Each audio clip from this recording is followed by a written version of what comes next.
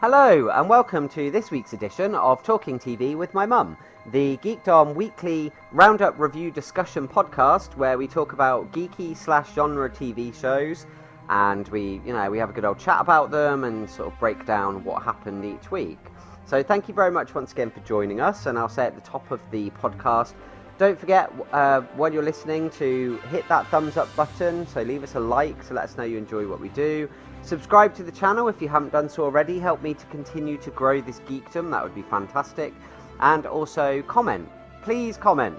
We've had a bit of a weird drop-off in comments recently. Ever since we started featuring them as a bit on the podcast, we've sort of had a bit of a dip in comments, which has been a bit weird. So if there is a direct correlation, if it's a case of you don't want us to read your comments or you don't want us to mention you or whatever, just put that in your comment, just put in brackets or something, not to read it out or whatever. We'll respect your wishes and not do that. It just seems a bit weird that it's just suddenly dropped off around the same time that we started talking about them again. But either way, still leave comments, because even if we don't talk about them on the show, we do enjoy that feedback from you. And also go in the description box where you'll see timestamps for all of the topics we're discussing today, and also the link to my Twitter, and also for my donation medium. So if you should be kind and generous enough to help to support the podcast and the channel in general, to help me to do other things, more projects, get more equipment, that kind of stuff, then they are there for you to have a look at. And there are tiers, there are rewards and things you'll get in return. So check them out and do whatever you can do. That would be fantastic.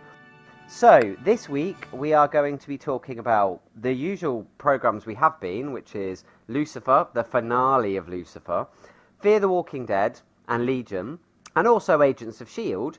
But taking the place of Good Omens, we have the return of Stranger Things, and we are going to be talking about that on a week-to-week basis. And this week we'll be starting with episode 1, so that will slot in nicely between program 3 and program 5, so that will sort of take that little gap in there. So there we go. So without further ado, I would like to welcome my co-host. So hello there, Mum. Are you there? Good afternoon. Yes, I'm fine, thank you. Good. Yes. That's nice to hear that. So how are you feeling about the show since last week? Like, in terms of how did you enjoy last week's podcast, aside from the technical issues? No, it was good. Yeah, I did actually listen to most of it at work because I was quite bored on Sunday because it was dead in the shop, so I just had it on in the kitchen, listening to it. So yeah, it was good. There's lots of laughs and stuff in it as well. So yeah, I always enjoy it.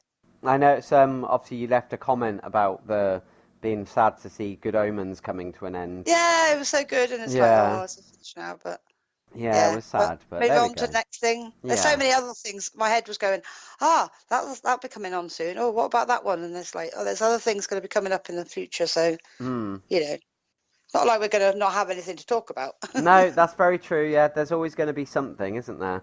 So yeah. But yeah, it was just annoying. I don't know what happened last week.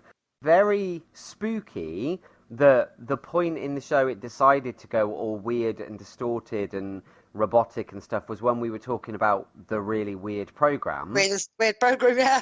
So that's really odd. That's like, why didn't it not happen any other point in the podcast? It happened around that program, so that was strange. So hopefully it won't happen again this week. If it happens again this week, that's it. I'm out. I'm done. We're not talking about Legion anymore. Yeah. Because that'd just be too freaky. It was so smooth until you got to that point, and there's like, what's happening here? Yeah, and I mean, maybe we was inhaling that blue love smoke. Yeah, maybe that's what it was. But I did my best. It was so tricky, and I spent so long last week trying to sort out that mess, and it was really hard to do. I know it wasn't perfect. Luckily, when I looked at the time frame of it, I was like, oh, it's only like 15 minutes or so of the total length of the podcast, so it's not that bad. Do you know what I mean? It's not like it ruins the whole podcast. I mean, I did debate actually cutting it completely. I was thinking about, I'm just going to cut this section, but then I thought, no, if you're willing to just kind of put up with the weird sort of sounds, then you can pretty much make out the main beats of the episode. It's not like it. You could still understand totally what we were saying. It's just it went fast. It sort of went like it was fast at some point as well, didn't it? A little bit faster. Mm-hmm. But it was, I mean, headphones definitely, you can definitely just listen to it and go, yeah, that was a bit odd, but yeah, it's no different to when you watch a television program and it goes weird either. Yeah. You don't say, oh, I'm not going to watch that now. Yeah. You just persevere with it, don't you? So if you're dedicated, you're still going to listen to it, I suppose. Yeah, true. But yeah, so hopefully that's not going to happen this week, but there we go. Yeah. Right, so we're just going to get a quick roundup. Obviously, I mentioned about comments, and like I said, there's not a great deal to discuss, unfortunately. But we got a couple. So Shadow thinks that we're mad in relation to the length of these, but as I said, well, it's a podcast at the end of the day. You know, they're always around this length. It's been longer when we talked on the phone. Yeah, exactly. It's got about 7 hours. This is a condensed version. Yeah, it is. Definitely, this is the abridged version. But he said that he finished Lucifer a week ago, and he said about the ending. So hopefully he'll enjoy this week's, because we will be talking about the ending of Lucifer. So that was quite apt that he left that as a comment about, that. And I said, we'll be chatting about that in the next podcast. So, yeah. Also, we got, there was just like a quick comment from Frick Productions, who basically said it was a dope episode, as in like a really good episode for sure. So thank you for that. And then we got our dependable friend, who is Skippy, left a nice comment, and he says, loving this series so far, and I'm glad you like your new nickname, Geek Mom. So, with that being said, I have a question for you, Geek Mom. Okay. Are there any sort of old school geeky things that you like? An example would be 80s cartoons or 90s comic book movies, that kind of thing. So, old school things. Thanks for all the love as well, and I'm looking forward to the next installment of awesomeness. So thank you, Skippy. That's really, really nice. Thank you very much for that lovely comment. So yeah, so that's the question. Are there any sort of old school geeky things you like? Yeah, but I'm just trying to think of something off the bat, because I wasn't prepared for that. I like most things. Can I get back to him on that one? Yeah. Okay. I mean, you could always. I'll have to think about it. I'll message him and. You can always comment. You can always reply to his comment if you want, and do it that way. I'll reply to the comment and I'll think about it. Give him a direct response. Yeah. Yeah. Okay. All right. There you go then, Skippy. There you go. All your dreams have come true now. You're going to get a direct response from her. Yeah, I will definitely put some thought into that and reply. Awesome. Right, okay then. So that's the comments. That's the few little bits of housekeeping we needed to talk about. So unless there's anything else that you want to add into the mix. Nope. No? Okay, in which case let's get underway, and we will start with the first show, which is the finale of Lucifer, and this one was called Who's the New King of Hell? So that was a funny beginning, wasn't it? Dancing. Yeah. Mm-hmm. That was the dancing at the beginning. It was like it was a musical. I was hilarious. It was so funny because it's like he'd got his mojo back. So it was like Lucifer's got his mojo back, and he's like out and about. And it was like you said, I can't have a musical. He's going into all the different places, and everyone else is like dancing with him, and everyone's like singing and dancing. Even that bit was so funny when he walked into the police station, and I thought, oh, Dan's going to be the one that like stops all of this. It's going to be Dan that's going to walk up and be like, what the hell are you doing, or something. But instead, he came over, and the next thing, Lucifer's dancing with him, and he's like, like waltzing around the room with him and stuff like that. Oh, it was so funny. It was so funny. And it was all basically symbolic, wasn't it? To sort of say, I'm better, I'm cured, I've got my mojo back, I've got my human face back. Yeah, Lucifer is back, that sort of thing. Yeah.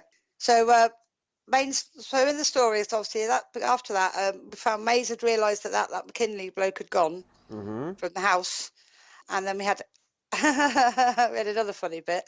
We had Uncle Lucifer being told by Amen. He was trying to tell him about the baby. Like Charlie. It's Charlie they called it. Charlie, that's right. Yeah, afterwards it was like, what did they call it? Oh yeah, that was after Charlotte. Yeah. Yeah, and the middle name was the name he picked, but I can't remember what it was. Mm-hmm. But yeah, he was trying to tell him about sending the baby to heaven. Yeah. And Lucifer thought he was on about a circumcision. That was so funny, that bit. And he's like, but I have heard, it does reduce sensitivity and all this kind of stuff. And it's like, oh, it's so funny. And Amendia was like, yeah, that's not really what I am. And then when Lucifer left him, because he was like, I'm not here for the baby. I'm not here to see you. He's like, I'm here to see Linda. And he goes in to see Linda. And then the nurse comes over with like a scalpel and something. He's like, no, we're not doing that to my baby. And she's like, no, this isn't that. This is a security tag. And you're like, got tracker. Yeah, so then it's like, his plan to just kind of sneak out and take the baby away the kibosh has been put on it because of the hospital security. Mm. And then Lucifer obviously went in to see her. I mean, this was a quick bit, wasn't it? He went in and he gave her a present. And she firstly thought it was a congratulations on your baby thing. And he was like, no, this isn't to do with the baby. And he's like, this is a thank you for everything you've done for me because I don't need your services anymore. He's like, I've forgiven myself, so I'm cured. I don't need you as my therapist anymore. And he gave her an original copy of, was it Freud's manuscripts or something? Yes, it was something like that, wasn't it? Yeah. And he was like this original copy of this book, which must be worth an absolute fortune. And yeah, he was just like, this is for you. I don't need you anymore. I'm fine. And she said something about, are you you sure? And tried to again sort of give him some advice. And he said, well, I would normally listen to you, but you're not my therapist anymore, so I don't have to. And sort of just walked out, and she looked very concerned, didn't she? Yeah. So the main crime on this one was an online DJ got killed. Mm-hmm. So we had the whole bit with Dan and Ella rapping. Yeah, because it was that's right. He was like a rapper DJ. He was quite famous, wasn't he? Mm-hmm. But Chloe had no idea. She's so out of the loop when it comes to popular culture, isn't she? Because we've seen that before on this show. There's been times where something has been referenced that's like a modern day pop culture thing, and she has no idea what they're talking about. No. Like, she really is not in the loop when it comes to what's current and what's hip and what's modern and stuff like that, Yeah, it's quite funny. So, yeah, we had a thing where there was dead people coming, people, demons, whoa. Well, this was all to do with what had happened at the end of the last episode, wasn't it? In that, effectively, hell on Earth had been unleashed by Eve killing Kinley and allowing this sort of incantation type thing to allow demons to possess bodies. It allowed this demon to take over Kinley's body, and then he... I mean, the long and the short of it is he went round killing people, and then they got resurrected as demons as well. And so it's like the more people they killed, the more demons they had walking around in human bodies. We had the bit where the rapper had seen the demon, and they thought he was stoned. Yeah. The way he was acting. Mm-hmm. But he'd been spotted with Father McKinley, and Chloe found out, and she didn't want to tell Lucifer about it, did she? No, because she was concerned because of Kinley's presence, how that was going to affect him, because she was like trying to convince him not to work, wasn't she? She was trying to convince him, maybe you need some time off, maybe, because she was worried, what if all this flares up again? What if it isn't all gone? What if you go full on demon again like you did last time? I don't want this happening. And so she was trying to get him to, to sort of throw him off the scent and say, oh, it's fine, we can handle this and stuff, but he kept showing up and he kept, no, I'm fine, I'm here. So as you said, she was concerned that Kinley's presence was going to have a negative impact on Lucifer. But that didn't help, because he went, I think he was at the club, and that guy turned up, didn't he, McKinley? Yeah. And he bowed down to Lucifer. Mm-hmm. And his name was Dramos, was it? Dramos, yeah. Dramos. And Lucifer didn't believe it. And he was saying, he was thinking it was some prank, didn't he? Yep. And then when he realised it was true, he ordered the demon to be gone, didn't he? Well, he thought, like, no, is this real? He was angry because, as we had established previously, he outlawed demonic possession. He basically said, the decree came from the Silver City, and we are not doing possessions anymore. This is not a thing that demons are any longer allowed to do. So the fact that this had happened, he was like, this is disobeying my orders. Yeah. And so they're like, we need you to come back. Hell has been, hell since you left. Yeah.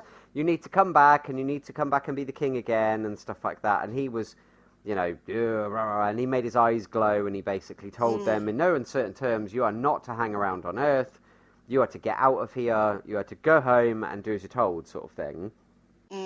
But that then wasn't we also to be. then had, no, it wasn't to be, was it? But we had also Linda had been so happy with the baby, and then A-Man's plans were thwarted again because they got a night nanny. Well, yes, there was because be a night nanny looking after the baby, helping her with the baby. the important thing going into this as well, we have to say, because it's important later on, is when Lucifer was talking to the demons and telling them about everything on Earth, he said the reason he's hanging about, he's got a lot of stuff to do, I've got important work to do, and, he mentioned something about his nephew and things like this. And so it's like, okay, so that's interesting that he mentioned about this half human, half angel baby. So yeah, that was, and he did try and make Dromos the king. He did say, "Well, you're the king of hell now." Yeah, he said you can do it. You go back and you can be in charge. I don't care anymore. And he said, "I can't because the rules of hell, the way that heaven basically designed hell, it has to be run by an angel.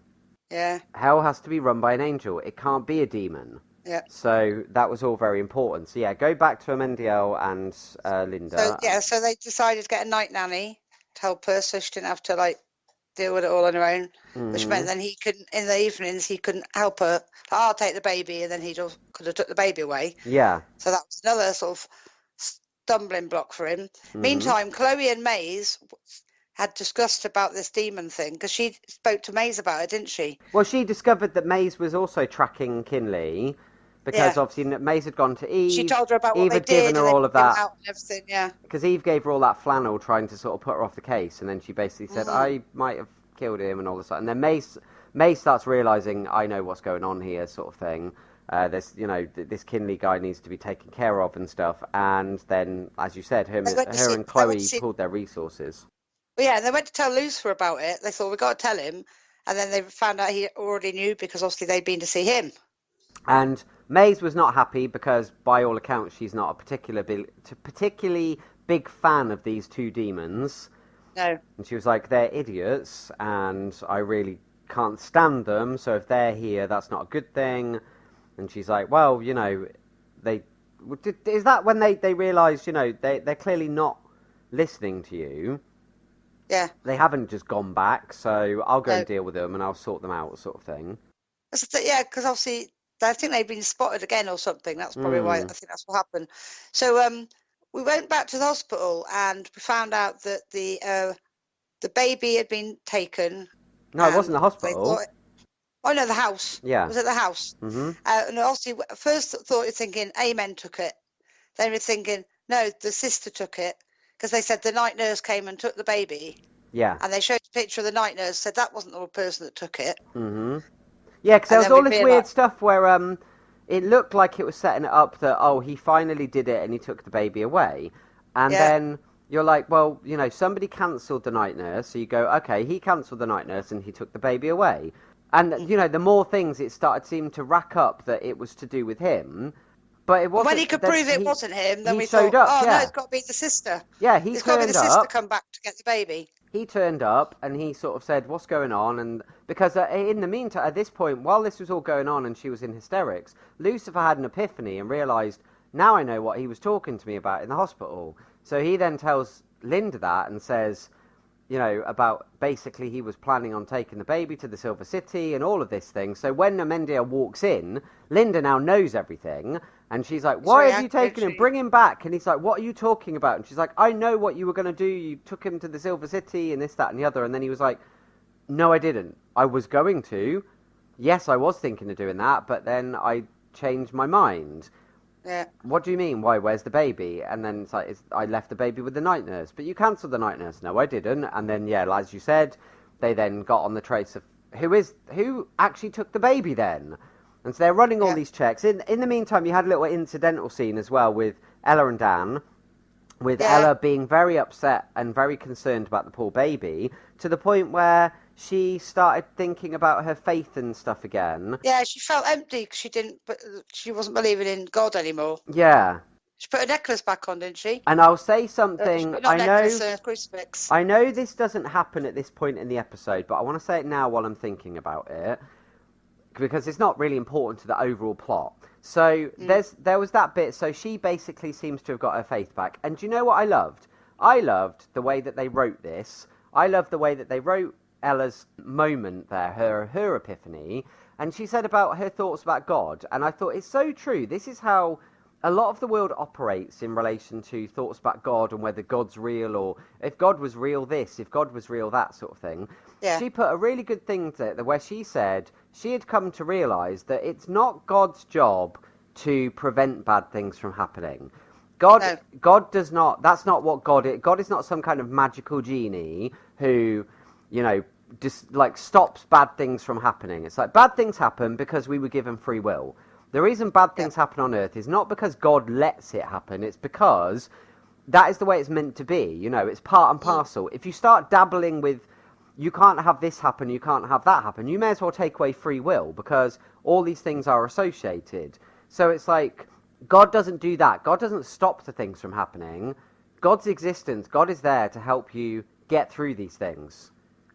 Yeah. He's there to support you in dealing with the bad stuff that happens. And I was just like, that's such a good way of doing it, because this is, isn't it? It's a very common thing for people that are anti-religion or anything like that in the real world. They use that as a way of knocking religion and saying, oh, well, if God was real, why does he let there be wars? Or why does he let there be suffering and stuff like suffering, or people be disabled, or children to get killed or whatever? And they always point at that as the reason of, like, there can't be a God, or if there is a God, he's a mean one. Yeah. And that's always, that is always the argument ultimately that a lot of people fall back on.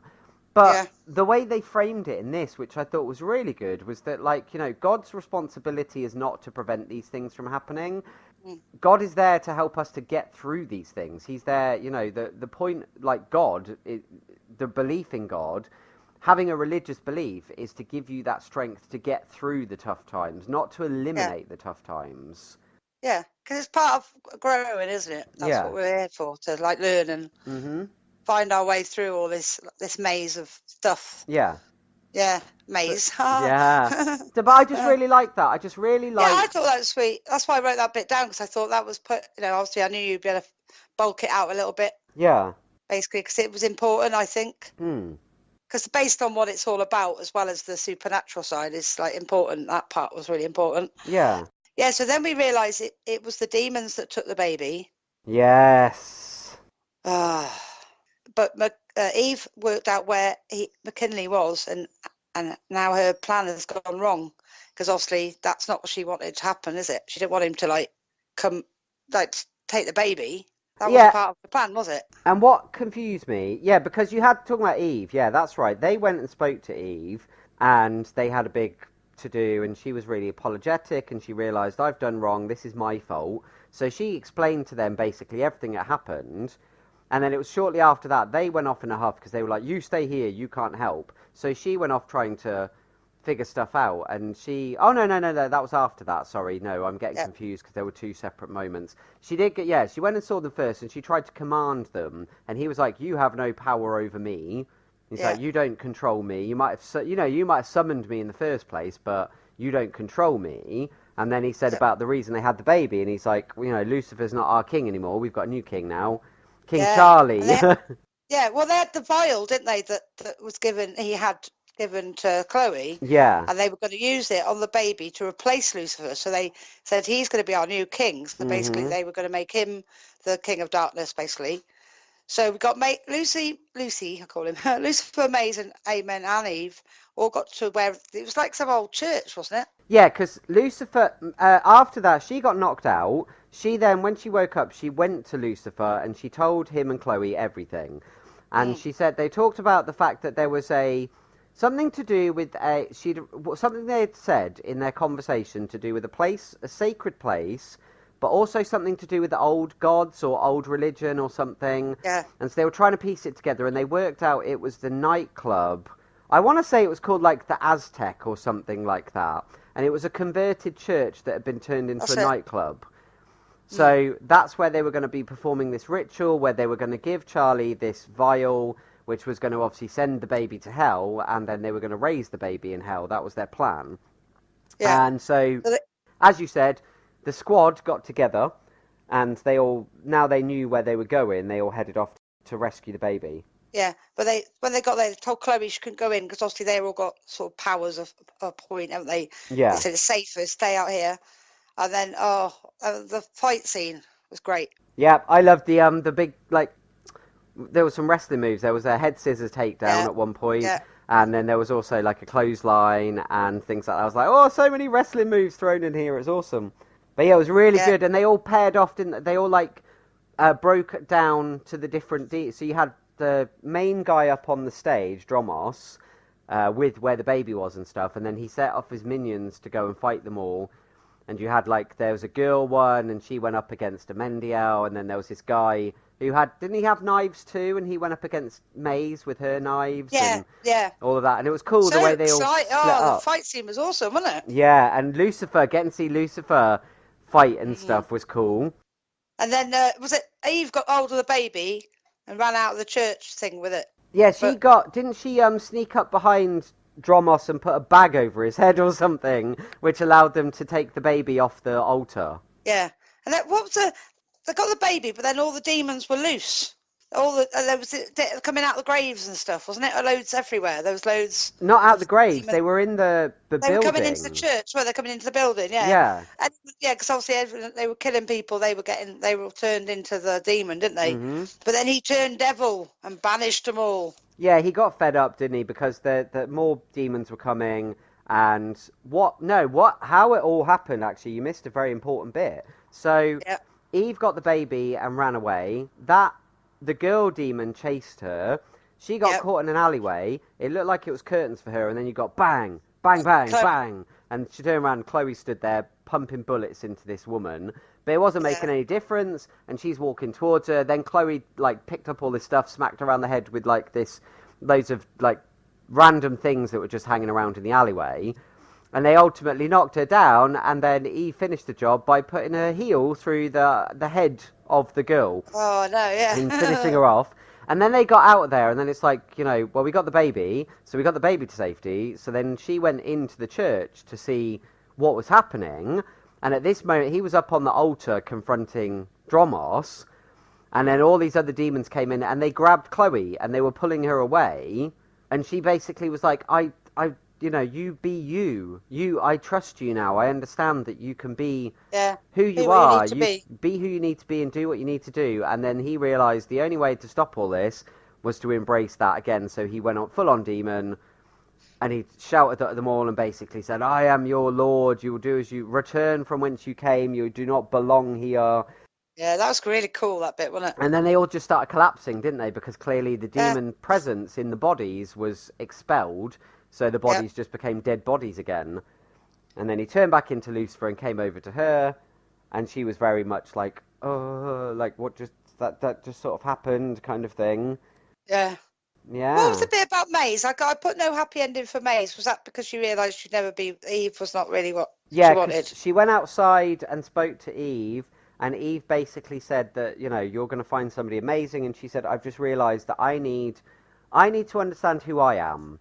I thought that I wanted Lucifer. She's going to go off on her own now, isn't she? Yeah, I wanted Lucifer and I wanted that love and things like that. But I realised that I don't even know who I am. So I'm going to go off and find myself. So she gave her a kiss and she left. So that's that. So Eve has now gone off into the world to find out who she is as a person.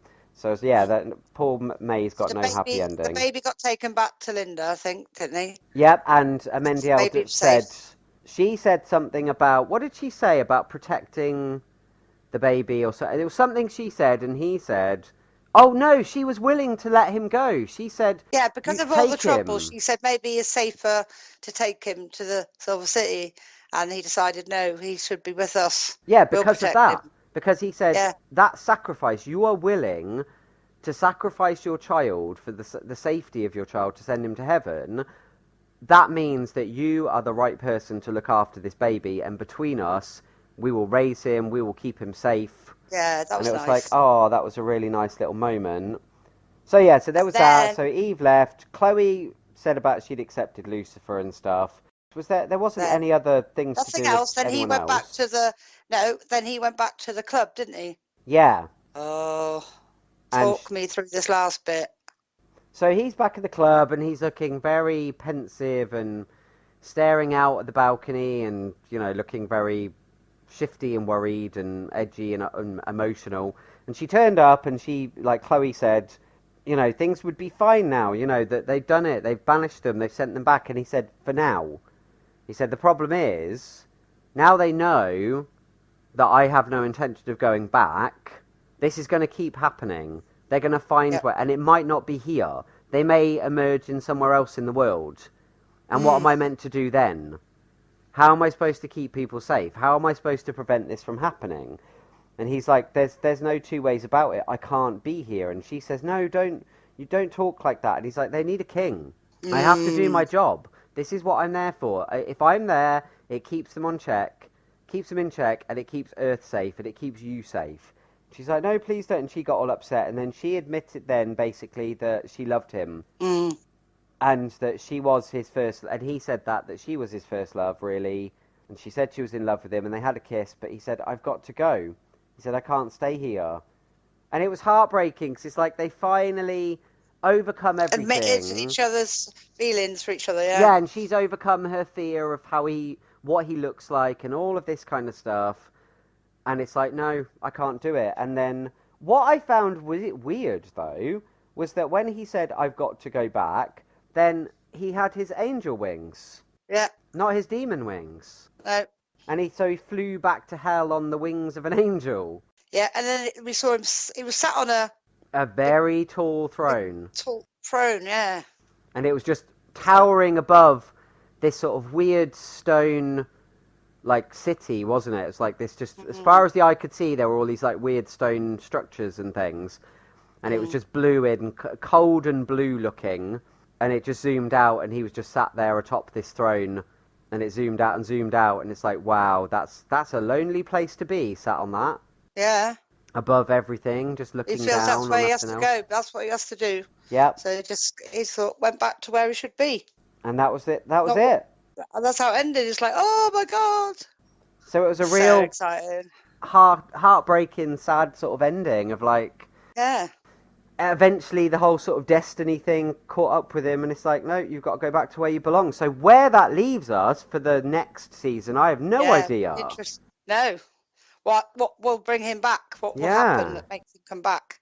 So that's quite exciting, isn't it, really? To think, what are we going to do? So what a great season finale, and what a great season overall. Yeah, it was, like I said, it was brilliant, wasn't it? Really, but brilliantly written. Yeah. It was so much to it. Mm-hmm.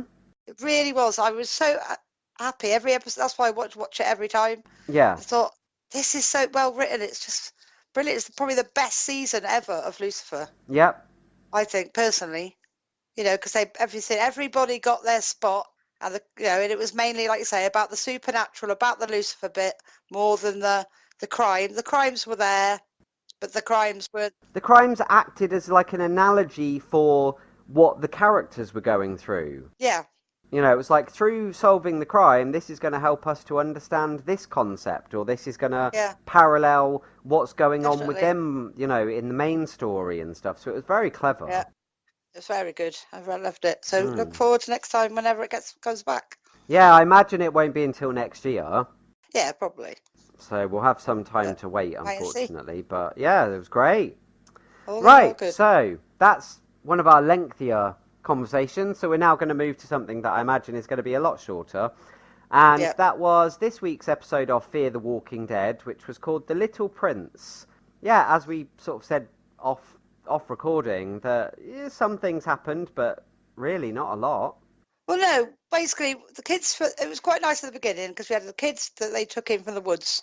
Were enjoying being kids for a while, weren't they? Yeah. They watched TV, eating chocolate bars, having hot water, being able to be clean.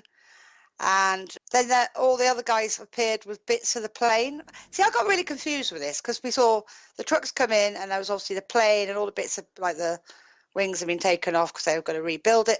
Now, was that the plane that they crashed themselves? Because it looked like there was two planes at one point, two different types of plane. This is what confused me, because I was, as you said, after seeing all the children, you then hear all this commotion, and they go outside, and the gates open, there's a convoy of vehicles coming in, and one of them, the truck thing, had the body of a plane on it. And you're like, oh, okay, so this is going to be, they're all going to have met up, off camera, and Strand will be there, and everyone else will, but no, it wasn't. Yeah. It was the bulk of the main cast, and they had this plane with no wings and stuff, and you're like, what? And because then we did obviously get the cut to Strand, and, who's with Strand? The trucker woman, Charlie.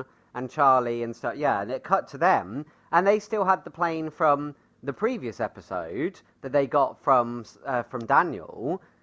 So then I was like, what? Wait, what? Two planes? Hold on. And then confused. I had to piece it together in my own head of this is clearly the plane that they crashed in at the very beginning of the season, and they've just recovered it. They've recovered the wreckage and brought that back. Mm. But they never really explained that. It was just left to you to... it was very odd. Put the pieces together. So basically, we had in that episode, we had that woman Grace that was from the power plant contacted them, saying she wanted their generator. She needs a generator to prevent a meltdown at the plant.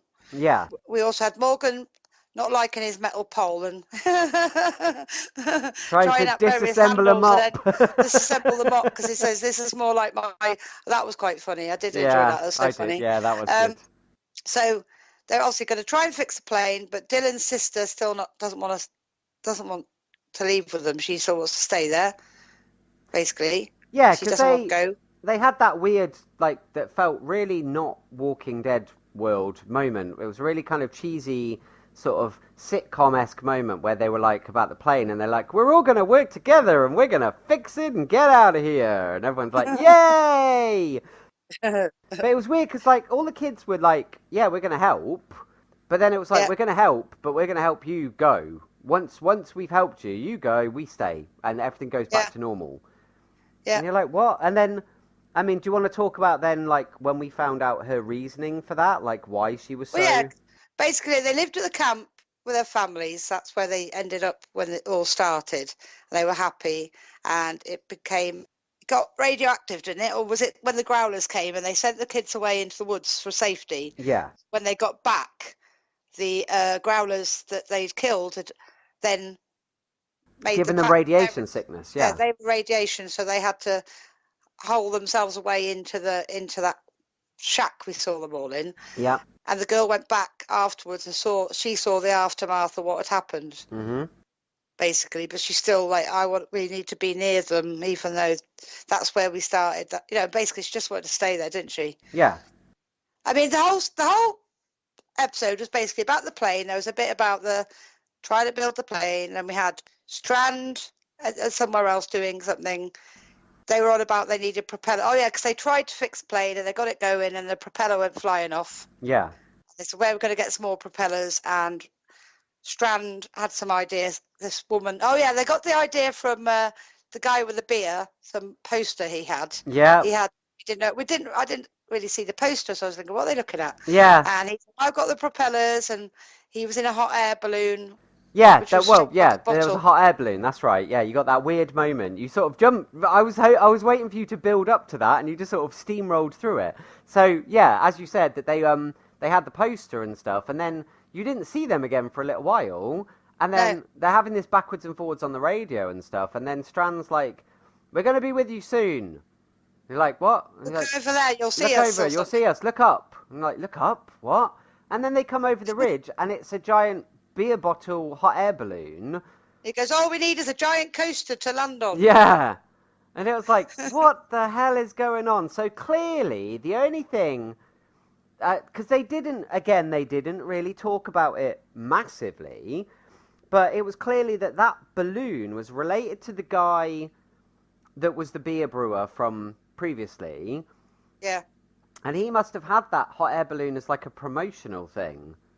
Yeah. When because he had his farm, didn't he? And he brewed his beer and things like that. So I can only imagine that it was connected to when he went to, I don't I think know, it was like... on his poster, wasn't it? Yeah, so maybe he went, like, so to he must have gone around with it. county fairs and things like that, and it was like, oh, here's the hot air balloon to advertise my beer. So it was a bit weird, but it was kind of cool seeing that, because you don't see hot air balloons very often in these kind of things.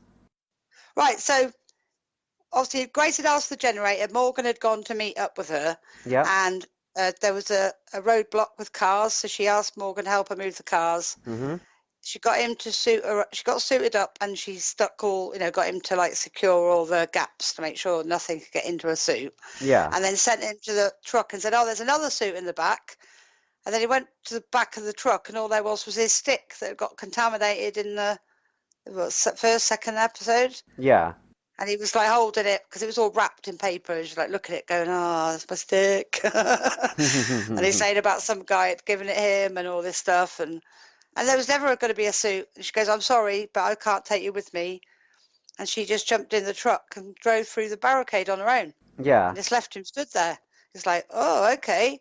So then we had this bit where Dwight was still looking for Sherry. So Dory and Dwight went out hunting for her. Yeah. Oh. So yeah, so they'd gone to this town, hadn't they? Yeah, it was just like one of the places. It was like a diner, wasn't it? Yeah, it was just up the road, sort of along from where they are camped out at the moment.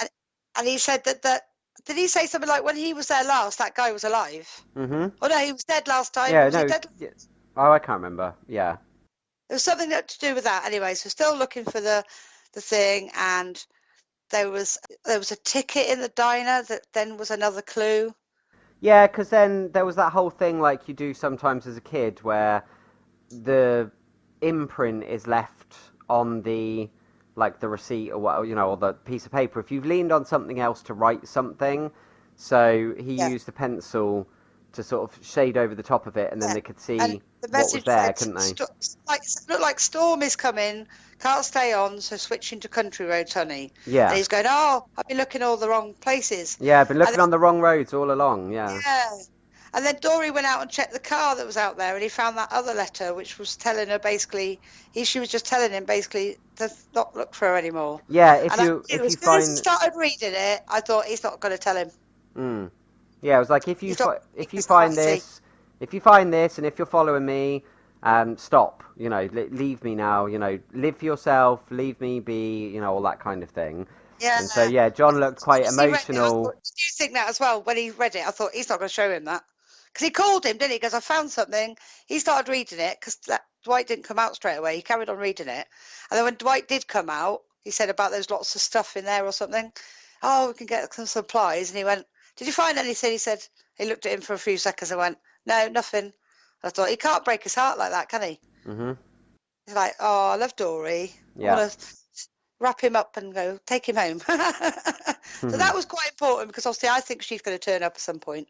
So then, so we had Strand decides to go along on the balloon, and then the balloon starts going down, doesn't it? Yeah, and they crash landed. And he goes, "No, stop there." He goes, "Got to go down." He goes, "But you get killed. It's in contaminated area." Yeah. And then we had Alicia said she was going to go and look for them, and then that was awful at the end, wasn't it? She got all those walkers. Yeah, no, well, basically Morgan rushed to help them, and Alicia was looking for the kids. And then they were surrounded by walkers coming towards them, and they're obviously these radioactive walkers that they can't kill. So not only are they stranded and surrounded by walkers, but they're surrounded by the ones that they're not allowed to kill because of the radiation. Yeah. So talk about... Yeah, because obviously on the kids had said about leaving, and Alicia said, "Oh, well, if you want to go, here's the truck, go." She told her the story about the family, and they did go, didn't they? Yeah. So they goes, "Oh no, they're gone." So she went looking for them, and like you said, Morgan said, "I'm going in." So he was going towards Strand, wasn't he, to see if he could save Strand? Yep. And obviously she was at that end, and both of them came across walkers, which, like you say, they don't know whether she was definitely stranded. Yeah. Yeah. So it's like, oh, that's how it ended, wasn't it? Yep. So yeah, it was an okay episode, but it wasn't really, it was better than last week. Really? What? I think the Dwight Dory story about the fact they're looking for her, because I think she's going to turn up at some point, was more There was more content in that than all the rest of it, really, because the rest of it was confusing with planes, 2 planes, no planes. What's going on? Yeah. Yeah, it was. I wasn't interested really. I watched it and went, oh, this is quite boring. Yeah. So there you go. Yeah, so it wasn't. It was better than the weeks before in terms of there was more going on, but it was quite a ploddy sort of episode. Hopefully, some of the little bits will prove important further on down the line, but we'll see. Yeah. So then we'll move on to the next one, which again was another one that there's not a lot to talk about because it was very, I don't know, it was more like flashbacks to a previous time, but the content of which doesn't require a lot of discussion. And that was... I'll let you do the talking. This episode of Legion, so it's the 3rd episode of this season, chapter 22. Yeah, I will, honestly though, I will go on record right now and say, for me, being a comic book reader and a comic book fan and somebody who is familiar with these characters, I did not enjoy this episode one bit. No. And do you know why I didn't enjoy this episode? Because up until this point, Legion has cleverly danced around its connection to the X-Men universe. It is kind of, you have in the logo, there is an X in there. There's like an X-Men type X and stuff. So you've got these little visual clues. They've got obviously the Shadow King, which is a character from the X-Men comics. You had all of these little references to his father, and the thing in the first season where you see this guy that's like a guy in a wheelchair, and they talk about it a little bit more in season 2, but it's all like sort of vague and teasy, but it's like the people that know his father is Professor X, of the X-Men and stuff like this. Yeah. But they never really pull the trigger on it fully. So no. They decided finally in the 3rd season, they've decided in the final season we are going to actually reveal these characters. So I'm thinking this is going to be great. We're going to get Professor X and we're going to have Gabrielle Haller, who's the mother. And I have no idea what they did with these characters because, I mean, she was okay because she, in the comics and stuff, she's a catatonic Holocaust survivor. Okay. And that's accurate. So her character to a point was accurate. But him... I don't understand what the deal was with him. I was like, wait, this isn't Professor X. Like, I don't know. It just didn't play very well for me, this whole thing. I didn't like the way that they portrayed these characters. And the long and the short of it is, this was David's story of his parents getting together, and obviously his birth and things like that. Things that we've heard him talk about sort of happened, but they also didn't happen. Like, in the past, we had this whole thing, my father battled Farouk, and they battled, and he destroyed his essence and made him into a being of energy, and then unfortunately, that energy being attached itself to my father, and then it went into me when I was a baby. So, we don't see this battle. We don't see I was expecting that. I thought, well, if we're going to see Professor X, they're going to show this fight with him and Farouk. No, they didn't. We didn't get that. They showed... All we got is a background of who his parents were, how they first met. Yep. They both were in a mental home, and they talked themselves through it, managed to get out, got married, had the baby. With that weird... The only thing that was relevant in that episode to me was that weird doll. Which was that horrible thing that we kept seeing in season 1. The other thing was the book, because the story she was reading him, that also figured into his weird... delusional creatures he would see was to do with the storybook as well, because I remember him talking about that. Well, basically, he got Snitch to take him back in time to see if he could stop what happened to him. And obviously, it was weird to see there was Farouk, there was references to Farouk in it.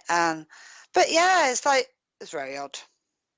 I mean, it's weird to not be able to actually discuss this episode in great detail, because normally it's so good and there's so much content. But it was basically like, here's a scene in the past. Here is this couple. Who are this couple? Oh, okay, these are clearly David's parents.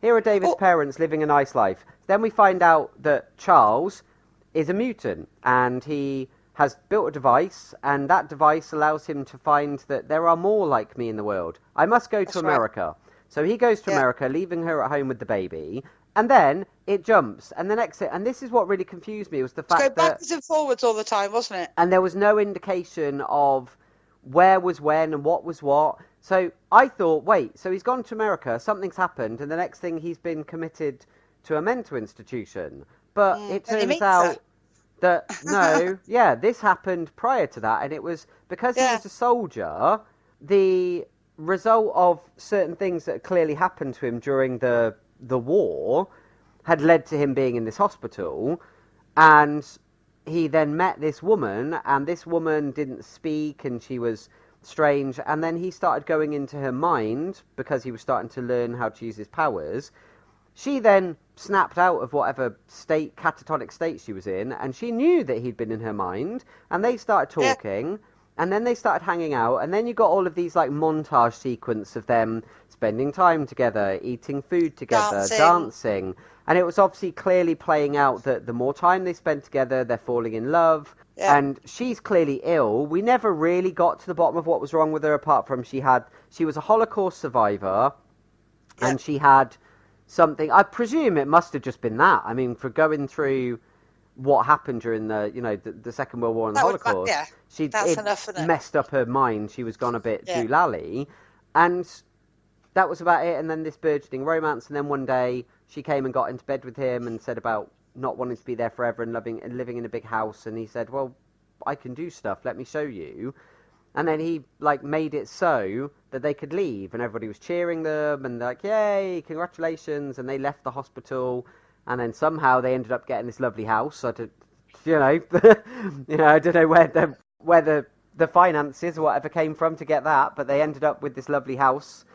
And then that, I presume that was in England, and then it tied in with then, obviously, okay, so we saw at the beginning that he's gone off to America, and she's left with the baby, and then she was getting scared, and she was saying, I don't know, I think the sickness is coming back because I feel like there's something in the house. Was the guy on the TV that she was listening to something on the telly? It looked like Switch's dad. That's what I was going to say as well. Yeah, it seemed like the dad, Switch's father, who we've seen a couple of times now, Japanese man, was on their television set, and he was saying it was like how to get to sleep sort of thing. Yeah. It's like, here are the steps, close your eyes. She was going mad. She thought she was either the house was haunted or she was getting sick. And then we'd have David, could hear David, he was sensing before it was coming, trying to warn her, she wasn't listening to him, blah, blah, blah. And she couldn't get to the baby. Oh, that awful bit where she picked, the baby was back of his head both ways. Oh, because and she was going, stop it, and she ended up shouting to the point where it sort of snapped him out of it, and he was normal again. But yeah, both sides of his head were just the back of his head. That was really ooh. And then there was a bit where David got through as a vision, and he was talking to the baby, wasn't he? Yeah. And the dad came in and expelled him, and obviously they flew back through time.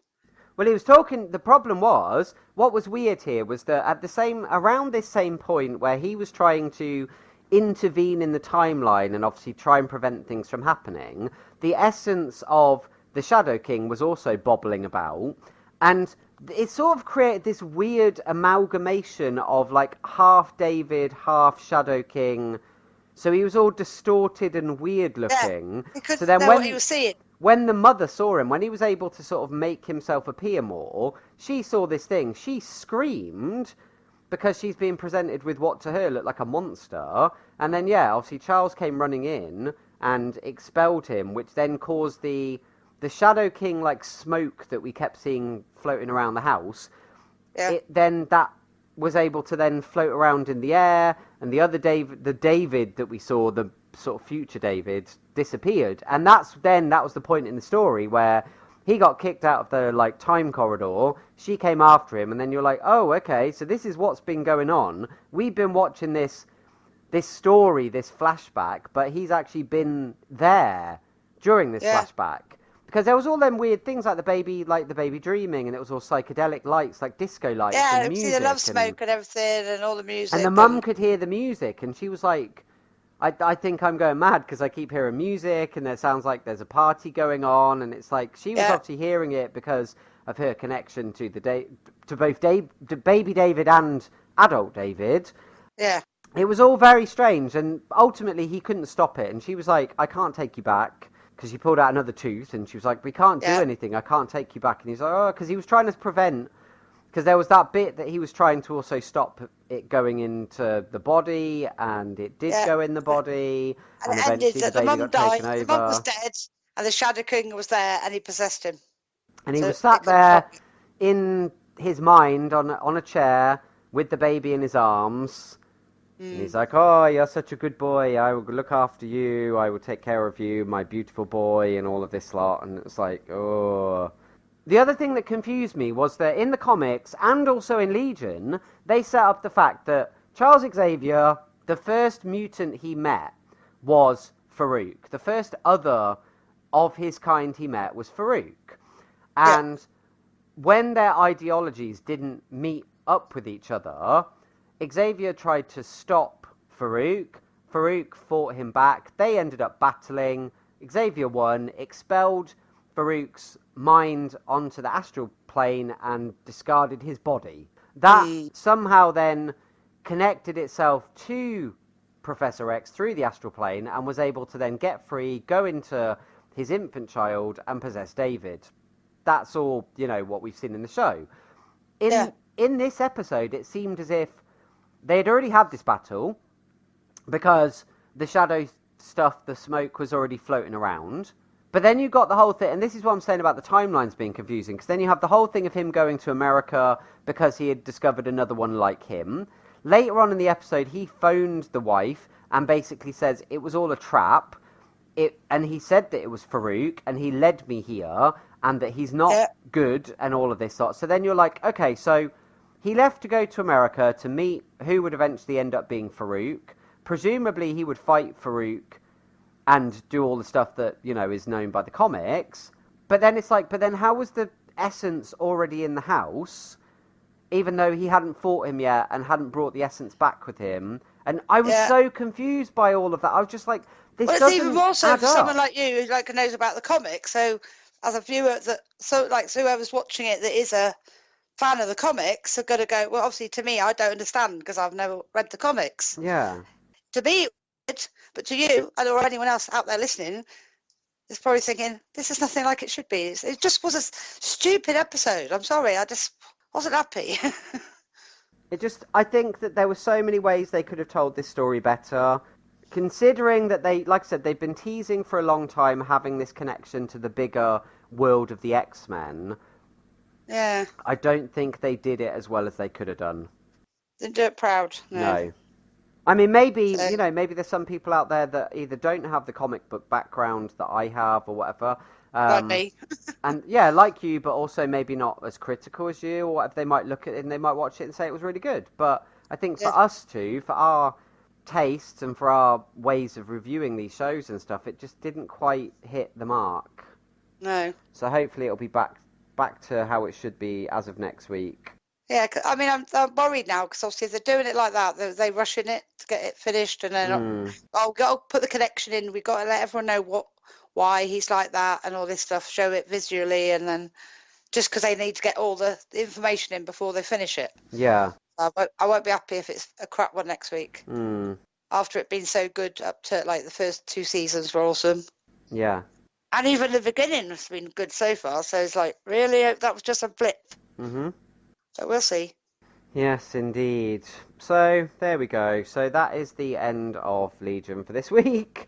So not it's quite. It's really weird though, considering we don't live near each other, and we both seem to, when things are like that with the programs, we both seem to have the same take on it. Not very often. I mean, that we both sort of disagree. Yeah. It's like, we both agree with.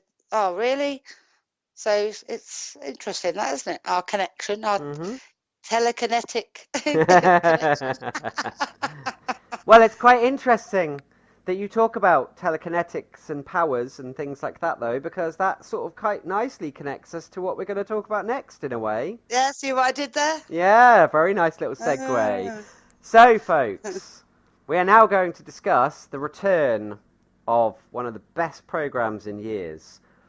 And that is Stranger Things, Season 3 of Stranger Things, which is strange in itself in the fact that we had it during the summer, as opposed to Halloween time, which is normally when it comes out. So you normally get it in October time in the autumn, but this Yeah. year we got it in the summer. But it ties in. The reason it was released in the summer is because the story is also based around the school vacation during the summer in America. So that was quite clever how they put it all Yeah. together of like, we're going to release it at the same time that the series is set. We're going to talk about this from week to week. So although the whole series is available on Netflix and maybe a lot of people have already watched all of the episodes already, we are going to break it down week by week. So we're going to talk about chapter 1. Suzy, do you copy is the name of this chapter. Okay, so yeah, so it started, it was June 28th, 1984 is when we begin. Yeah, because obviously in season 2 we'd seen 11 shut the gate, but the monster was still there. Yeah. They had the prom and it was still there, wasn't it? Mm-hmm. So we saw a weird facility again. Yeah. And Russians, was it in charge? Mm-hmm. Yeah. That's this weird contraption, like a laser thing. It was a really weird thing, making a hole in the gate. But the monster wouldn't let them do it. The monster killed all the men, but it closed it again. Yeah, it was really weird because, like you said, it was like a laser. They were pointing it at the wall, and there was all these instructions coming through, and they turned it all on. You had all these men in the room with the laser, and it started opening something, and all these like tendrils and things started coming out. But then it like pulled it all closed rather than like escaping. It sort of pulled it all closed, but something came out, and it sort of whizzed around the room and it overloaded the laser, and then it zapped and basically disintegrated all of the people that were in the room.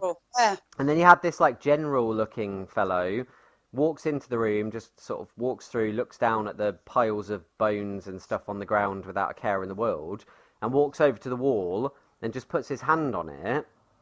And then you have They said something. I didn't hear what they said because there was no subtitles. Did you have subtitles? Yeah, well, obviously I watched it on Netflix, so I did. Oh, so what did they say? What were they saying? He basically said they needed to try again, and then you had this big, scary dude, and he grabbed one of the scientists, like by. Because was he saying it's risky or something? I think it sounded like risk. Yeah, he said that it was Something risky, and then he said that's that. everything I could work out in Russian.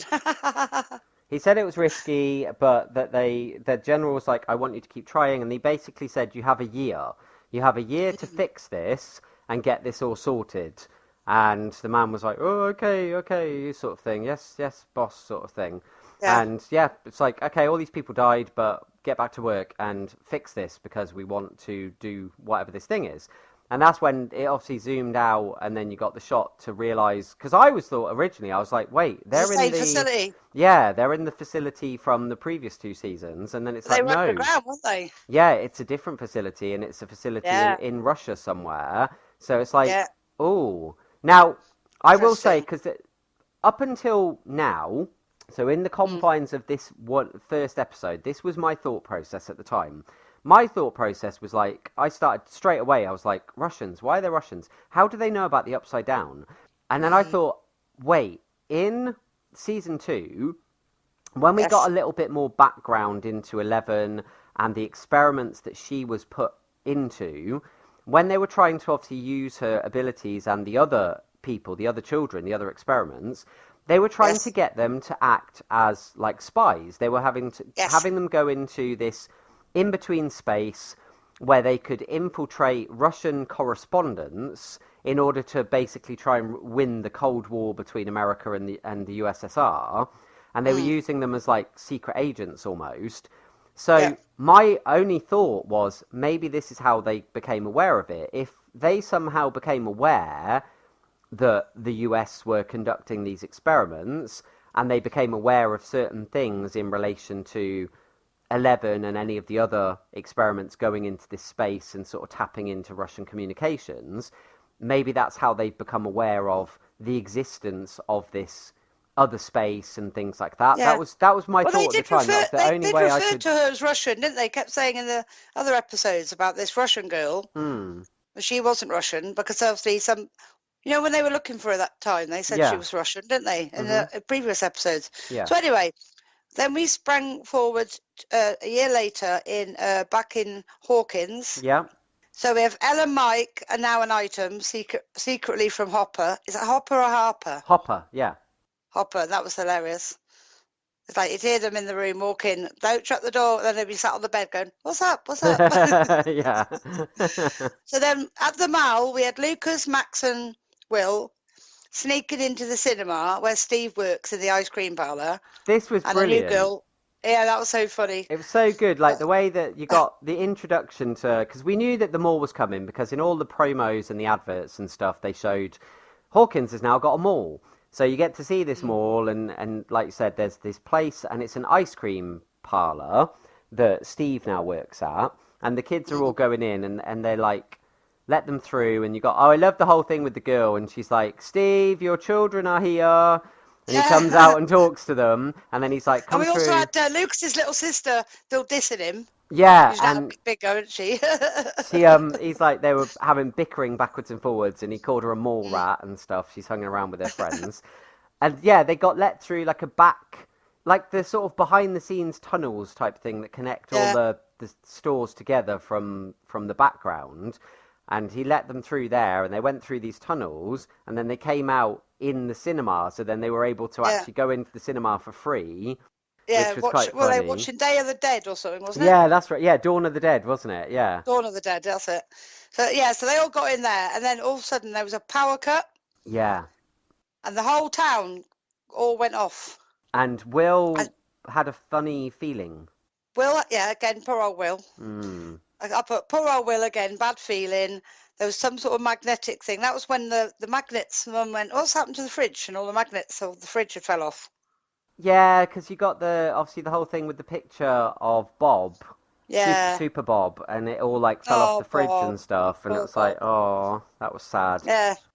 So then we also met again Jonathan and Nancy sneaking around because he'd stayed over at her house. Mm-hmm. And then climbing out the window, and then they were going to work. They both worked at the same place, at the local press place, didn't they? Yeah, they'd both got, what do they call them, internships at the local newspaper, like the Hawkins Post or whatever it's called. Yeah, and she was saying she was just a glorified coffee woman, and I was taking her serious about it. That was quite funny. So then we had them, and then obviously we realised something really weird still is going on at Will's house. Yeah. It's like, oh, here we go. Poor old Will. Why did they pick on the little one again? Third time unlucky. I know. Oh, but then we switched to a car. Hey, come in, guys. And there he was, the star of the whole programme, Dustin. I mean, what I love, because I kept watching, I'm like, wait, so here's all these characters, we're checking in with all the different characters. Where is he? Yeah, where's Dustin? And then he arrived back, because him and his mum, he'd been away to camp. On camp. Oh, it was hilarious, that bit. Yeah. It's like, hey, he's back. And then he went into his house, and then all the robots were moving around his house. It's like, what's going on? Everything was moving, and then he got some hair. What was it he got? It was hairspray, yeah, because obviously he's got his curly hair, hasn't he? So he got his hairspray, and he was sort of... go in the living room, and then all of a sudden we saw all the guys, his mates, stood there go, stop. So all the robots stopped. And then they came out to give him welcome home, and then he sprayed Lucas in the face with the blimmin' spray stuff, didn't he? Yeah, because he was shocked. He turned around, screamed, and sprayed him in the face. Oh, it's so funny. So then we also caught up with, because this episode, a lot of it was catching up with all the characters again. So now Billy, which is Max's brother, he's now a lifeguard, and all the older women love to watch him. It's like it's his turn now. She's leaving. He's coming out, and all this sort of, because it's based in the 80s and the haircuts and all sorts. Of hilarious. Watching him pass and him making a comment to Nancy's mum. And she seems to have smartened up her act. She looks a bit more like, because she was quite drab looking, wasn't she, in the first couple of episodes? And I eyeing up Billy, where I thought was, oh, here we go, so funny. Because at that time in the series too, I think it was when he knocked on the door looking for Nancy. Oh, she thought she was looking for Nancy, and she goes, she's not my type. Yeah. And he thought she was her she was the sister. She goes, I'm her mother. Yeah, that's right. She thinks he moved on to that one. So then we had Will's mum in her shop struggling, because obviously now the new mall is open. You could see all the shops were like closed down. Yeah. And she was like struggling to keep her little shop open. And then Hopper came in to get some advice on what he should do about Ella, Mike, and their shenanigans. And that was quite funny, wasn't it? And how to she gave him a whole spiel. Yeah, and then they had that whole sequence where she was telling him the right things to say. and the right way to approach it. And she was like, you don't want to come in too heavy-handed. You want to discuss it and have a heart-to-heart and this, that, and the other. And she was having him practice, and he was like rehearsing the lines that she'd written down for him and trying to make it sound convincing as if it was coming out of his mouth and things like that. It was a whole funny sequence, that whole bit. So then it's like, okay, he's going to have that chat with her at some point. He's going to have that chat at some point, yeah. Then we had Dustin showing him all the stuff he brought. I made this, because he's always making stuff, isn't he? And he had this new invention, which it was a battery-powered antennae or something. What I found... Keep in touch with his new girlfriend. Yes, what I found funny was that he opened this bag, and it had loads of technological stuff in, and they're like, what is this? And he called it Cerebra. And I'm like, wait, in the X-Men, the device, and it's quite funny we've just talked about Legion, because the thing that Professor X puts on his head to help him sort of amplify his powers and connect to all the other mutants is called Cerebro.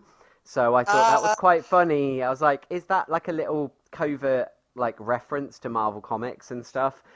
So he said it's a portable radio, and they're like, what, like a ham radio? And he's like, yeah, kind of, but like it's powerful. It's got its own like power, like a tower to boost the signal and all of this stuff. And he tells them about the fact that he's got a girlfriend, and they're like, what? They can't believe it. They're all like aghast. And he says about how hot she is, and she's basically, what is she like? Phoebe Cates, but hotter. Yeah. Which again was a nice little 80s reference, which was quite funny. Yeah, again. And he said about they had to go and help him her, set it all up, didn't he? Yeah, so they had to go trekking off to one of the like highest points in Hawkins so that he could set up the radio. That was so funny. And Alan Mike got out of it going, oh, gotta go home. And he's like, what's going on with those two? And they go, oh, they've been like this all summer. Yeah, and it seems to have caused, you get the feeling that there's a little bit of division within our group of heroes because of this little relationship between Elle and Mike. That's taking them away from everybody. They're spending a few hours with the gang, but then they're always going off roughly around the same time every day so that they can go back and sit and listen to music and make out and just sort of spend time to being all lovey-dovey, and it's much to the annoyance of everyone else. And then you have all this little humorous stuff with Lucas and Max, because they're clearly like a couple as well, but their relationship is... Will has got nobody. Yeah, but their relationship is obviously very different to that of Mike and Elle's relationship. And so you get this backwards and forwards, and they're bickering and squabbling, and he's saying the wrong thing, and she's like punching him and telling him off and all this stuff. It's really funny. And then, poor old Will's just Will still. Will is just like still a young, naive kid that just wants to have fun and hang out with his friends. And Dustin's like, well, people. Yeah, I'm back now. Everything can be the same as it always was. Let's all hang out. Never mind them. They're just going to miss out. So they all carry on going to the top of this hill to set up this antenna and stuff. That didn't work. No. It's so funny. But then we suddenly saw the old facility, wasn't it? Where we had all these rats everywhere. Well, no, it wasn't. Scurrying. We had the rats earlier. Yeah, it wasn't the old facility though. It was an old mill. It was like an abandoned mill or something. I wonder where it was. Yeah, but there was rats everywhere, wasn't there? They were all like a Pied Piper was calling them all because they were all like coming together. Yeah. So they all coming together, and then they all started exploding. And it was really weird because, like you said, they were all running along, and they go inside, and then the camera pans through and follows them into the actual middle of the mill, and they're all laid on the floor having convulsions, and then they were going splat, splat. Oh, it was disgusting. It's just these rats just bursting, and just blood and guts everywhere, and it's like, oh my God, what the hell's going on there? We also had, around that point, because we had the whole thing with Nancy and Jonathan go into their job, and they're a whole bunch of, it's a real boys' club. They're all quite abrasive guys, aren't they, that she works with, and they're all just basically making fun of her, calling her Nancy Drew, getting her to make coffee and stuff. And then there was a phone call. Yeah. And the phone call was about diseased rats. Yeah, so she's probably thinking, I'm gonna go and look into that, because she's probably thinking this is the thing she needed, the scoop she needed to get them to take her seriously. We also did a little bit with Will's mum, remembering Bob, which was sad. Yeah. But then stranger things were happening again in her house. And you had all of the thing. Oh, the other thing was that the magnets was it also happened in the shop, didn't it? Yeah. When Hopper knocked something, and then all the magnets were on the floor again. And after Yeah. he left, she was like picking them all up, but they weren't sticking. So you're like, Mm. wait, why are the magnets not working? So you've got all this Also, weird stuff going on. Also, when was it when Will bugger off? Because the girl and Lucas and Max said they were going as well, and Will said he was bored, he wanted to go, and left Dustin on his own. And when he got through on his antenna, he got through. There was some foreign guy's voice. Yeah, because Some foreign bloke. they all stayed up at the top of the hill with him until quite late in the evening, and he couldn't get through. He was going, Suzy, come in, it's your Dustin and stuff, and there was nothing. And so they left, and then Will got his feet, because that's when also then you had another power outage, and Will had the back of his neck. He was feeling the back of his neck, and he looked really concerned, and then he was like, I think I'm going to go home too. So in the end, Dustin was left on his own. And then you would think, I was sat there, I don't know if you were the same, I was sat there thinking, oh, now she's going to come through, because they're probably all thinking that he's made her up. And she's now going to come through when no one's there. But instead, yes, he got, and it was Russian. Connected to that, and it was that underground lab again. And it was, I couldn't understand them, so you'll have to tell me because you obviously had the subtitles. It was a weird code, and right. I will say this because obviously I've watched a few ahead. So the code that came up, they do discuss it. So even if you didn't get the subtitles, you will get them breaking it down and talking about the coded message. So you haven't really missed out too much. But it was a really weird coded message. In typical spy fashion, it was like, it makes no sense. You know, it was to do with something about the Silver Cat house at the moon or something like I can't remember the exact wording of it. Definitely coded then, yeah. But it was all like, you know, when the certain time, when this thing converges with this thing, the time will be right and all of this kind of stuff. You know, it was very much a very cryptic coded message. And it was like, what's that all about? Oh, so earlier on, at the swimming pool, Billy started chatting up Mike's mum because she was swimming, and he said he did adult swimming lessons, and she goes, I can swim, and then he started going, oh, I can teach you this, and the breaststroke. And all very flirty, wasn't it? Later on, we saw her getting ready up to go off for this swimming lesson, and he's driving along in his big ass car. You say swimming lesson. Right, yeah. Swimming in inverted commas. She took off her wedding ring, and she was dolled herself up. Yeah. Loads of makeup and everything. And we saw him in his big ass car driving along, being smug, looking in the mirror, going, eh. And then something hit him. Yeah, and it was all slimy. And the guy was slimy, and then he was going, hello, what? And then all of a sudden something grabbed him. And just pulled him away. Yeah, and that's how it ended. I went, no, what's going on? So you're like, straight off the bat, you've got the reintroduction to the characters. Here's a slightly new dynamic with our heroes and what's going on in Hawkins. There's already strange stuff going on again because of the whole magnets and the rats. And then, something happened to Billy. Yep. And you're like, what's happening to Billy? So it was a really good opening episode, and it was a really, straight off the bat, you were like, here's setting up some stuff. We don't know anything, but I immediately just want to watch the next one because it's designed to be that, isn't it? It's designed to, it just has that hook where you just go, oh, what's going to happen next, sort of thing. Yeah. Well, obviously, I would have watched a bit more episodes and wrote it down, but I want to recap on all the others, so just get my mind right into it. Because obviously, they are quite long time gaps between the first and second, aren't they? So I want to just like, now I know. So I went, right, I'm ready. So I just love the way they get all the paraphernalia from the times slot. You feel like you're watching something that's on in the 80s. Yeah, everything. I mean, not just the clothes and the hairstyles, but like when you see product placement, like the Coke bottles and things, they look like they looked in the 80s. The labeling and everything. Really good. Yeah, really good. And just certain products that probably you can't buy anymore that are there, and you spot the odd thing here and there, and go, oh yeah, I remember when that was a thing. And like when they go to the cinema, and just the way it's designed, you know, the aesthetic of the design of the cinema, how old cinemas used to look, and just so many little touches. It's like a trip down memory lane, isn't it? Yeah, and it's just, and also you always have that weird, the film grain they use, whatever the filter is to film it, it looks like it was made in the 80s. But yes, look forward to next week. So yeah, I can't wait until next week when we can discuss the second episode. And Yes. I will say it now because obviously we mentioned it, and I may potentially forget next week that this reference was made. But the second episode is called The Mall Rats, which is quite funny because in this episode, that's what Lucas called his sister when they were going through the Oh mall. He yeah. called her a mall rat. So Yeah. I was like, oh, it's quite funny that the second episode's called The Mall Rats. So yeah. Okay, no more spoilers. No, that's not a spoiler. That's just the name of the episode. So I can't wait Okay. to talk about it. And Don't I you can't like wait about to mixing hear. up the weeks for the weeks, Tom? No, it's fine. I made some notes and things on this one to make sure I didn't do that. So I didn't want to run the risk of doing that with this program. Doing a Good Omens all over again. Yeah. So hopefully, we'll get some good comments and feedback from people watching Stranger Things. And just a heads up, guys.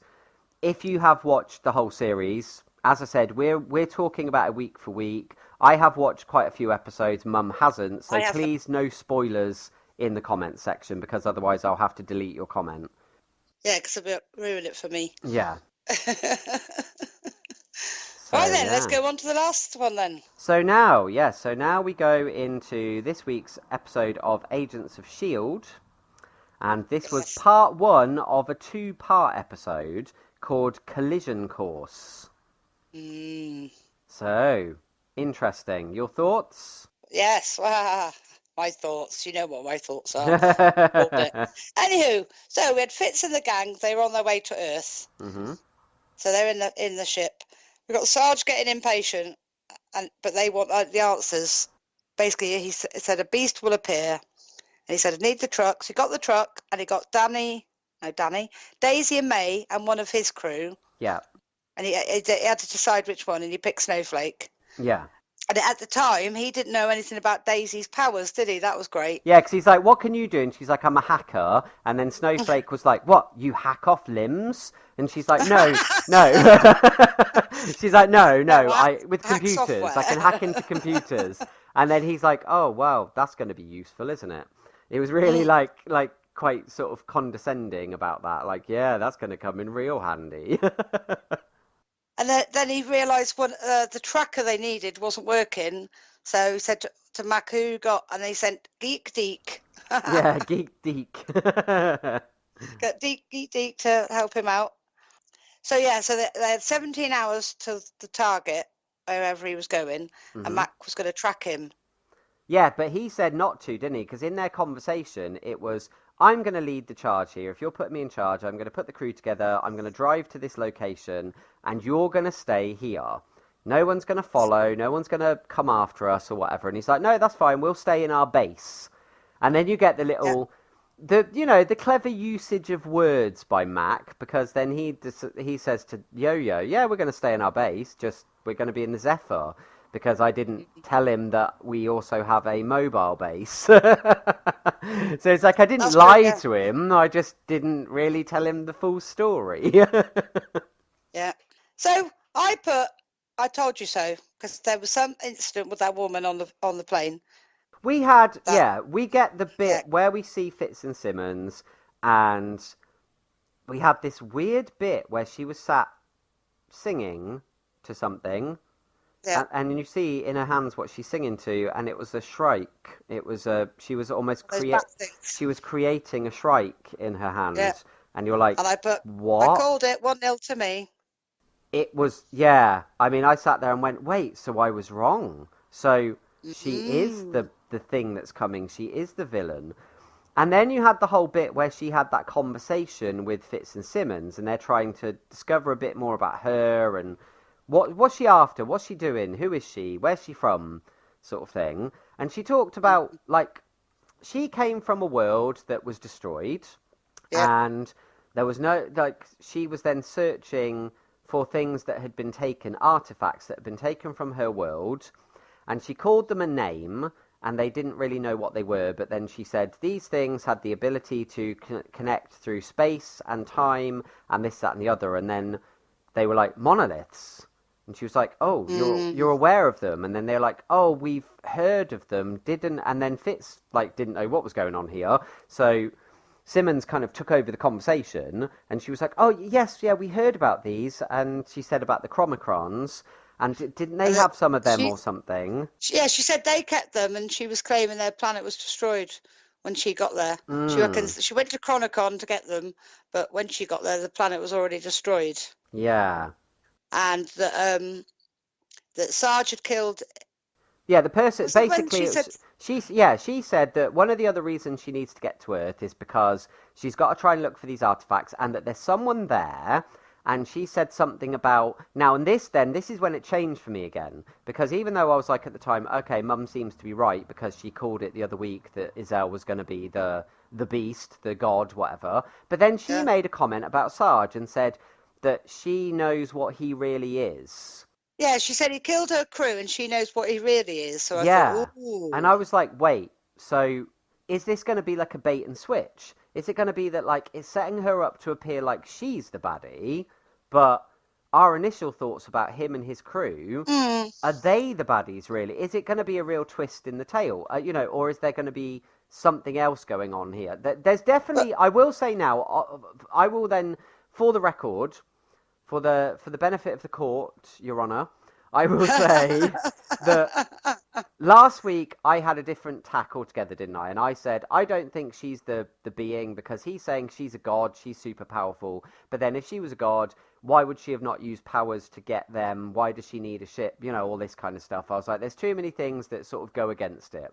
Then you get this episode and you see her creating the Shrike, and you get her talking about these artifacts, and you go, wait, so she is her. And then he then started to, obviously then that was further clarified, because then when he started telling them the story, he mentioned her name and everything. So you go, okay, so she is the villain. But then it was the comments that she made. Then when she makes that comment saying she knows what he really is. And she also said, and she also said about Fitz and Simmons, and she said about, because they were like, well, whatever we can do to help you. And she said, it's so nice to meet kind beings that aren't out to steal or to destroy or whatever. And she was like, it's a refreshing change, because up until now everybody I've met has been selfish, so I really appreciate your pureness and your wanting to help me and stuff.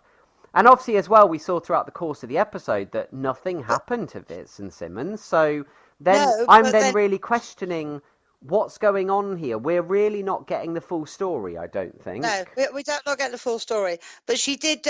She got the sweet guy, didn't she? The guy that likes the sweets, the drug sweets. Yeah. And she had the bat in her hand, and she put it into him, so he then turned into one of those things. Yeah. We had a thing with Daisy and Deke. What was going on there?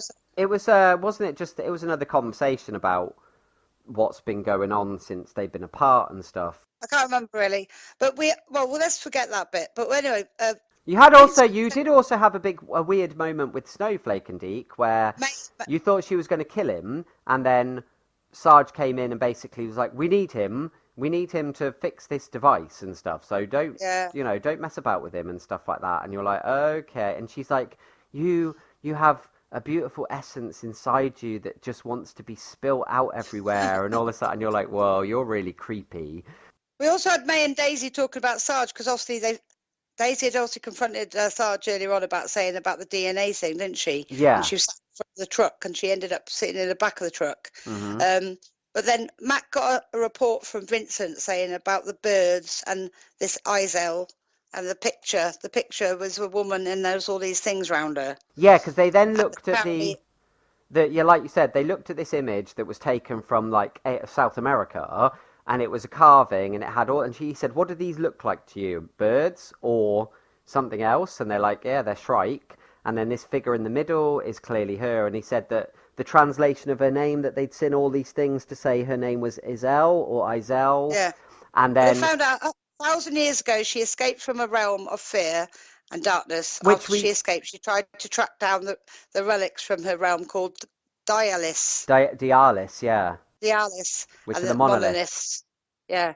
Now, what's interesting there as well, just a side, but if I can just cut in, is the fact that they mentioned the realm of fear and darkness, because that came up, remember last season when they had the fear realm opened and you were getting all of their nightmares were coming to life in the base, fears, and that was all connected ignore to that. That's not real. It's like hallucination trying to get you to that's interesting. So now when they say she's from a realm and she's saying to Fitz and Simmons she's from a world, so then you're like, okay, so although she appears to be like a being, like a flesh and blood being, she's not from a planet then. She's from this other place, this realm of fear and darkness. So she's something else other than, I mean, I know she's not a human because she's supposed to be from an alien planet, but she's not a person. She appears to be a person, but she's clearly something else.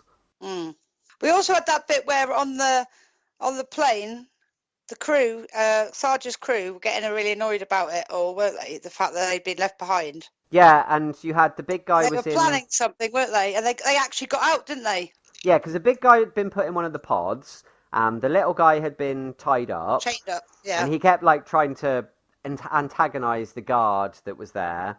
And he was saying, you don't understand. When they realized they were on the plane, you were like, this is a really bad idea. And he said, I need to tell you all something. You don't know everything about Sarge. And then he used that moment to knock out the guy. Then he got free. He freed the big guy. But then Yo-Yo showed up. They were very cocky about it, but obviously didn't know what she could do. She managed to wrap up the little guy in chains, and then she was able to get the big guy back in the pod again. And then they were like, there's more going on here than you know. And she was like, tell me what you know. And then they explained basically that they shouldn't be heading in that direction. They shouldn't be chasing Sarge because of what he has planned. Yeah. And they're like, we need to be as far away from that as possible. We also found out that Sarge was saying that S.H.I.E.L.D took his family and he was going to defeat her with a sword. Yeah, he then told them the story about her, this conquering beast, and then he kept saying she, and they said, oh, you're referring to her as she, and then he said her name was S.H.I.E.L.D, and he said, because earlier on that bit in the cab of the front of the truck where Daisy was trying to get info out of him about who he was, where he came from, what he remembered, how old is he, the fact that he shares the same DNA with Coulson, doesn't that bother you? No, it's just random. It can't be random. There's got to be more to it. Aren't you intrigued? No, because there's only the mission. That's all that matters.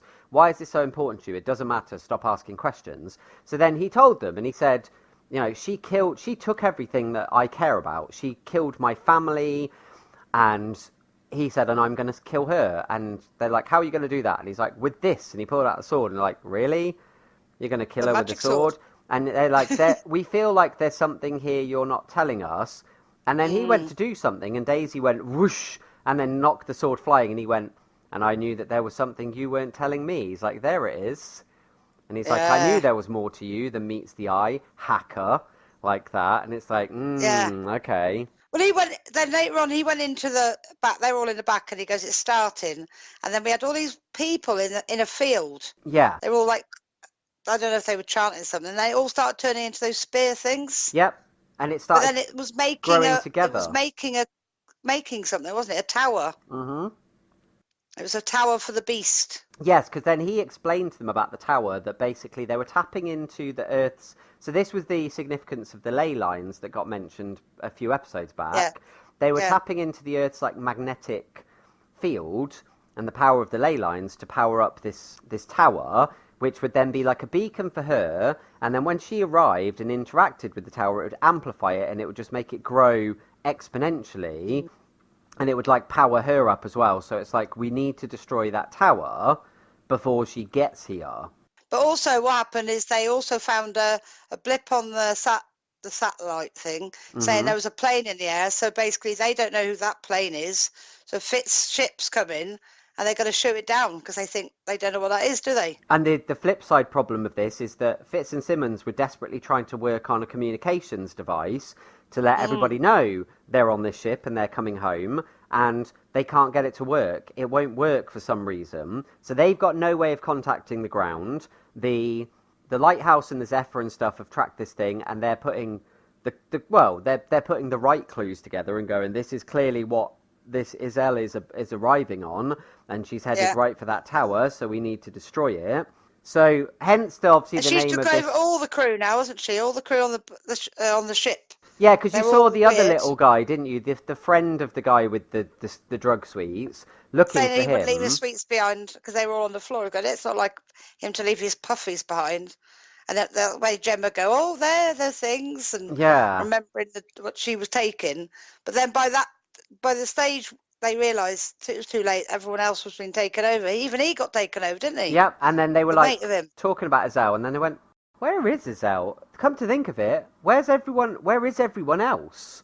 Yeah. And then you get this shot of her walking down the corridor with all of them following her.